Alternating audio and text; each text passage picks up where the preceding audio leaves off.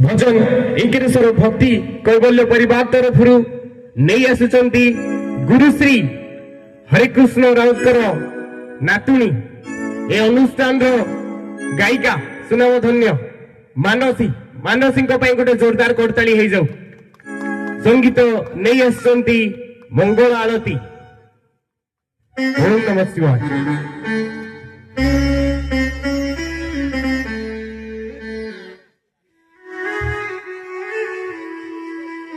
मंगल आरती मंगल प्रभाती मंगलमयी मां नमस्ते नमस्ते।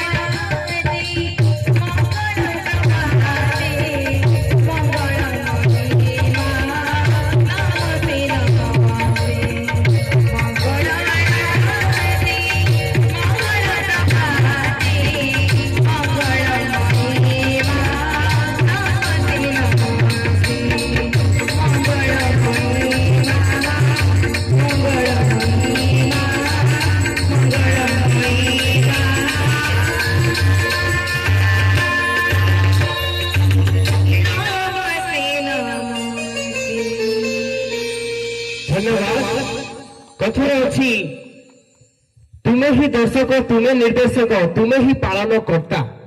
କାରଣ ଆମେ ସମସ୍ତେ ଜାଣିଛେ ମା ହଉଛି ଜଗତର ପାଳନ କର୍ତ୍ତା।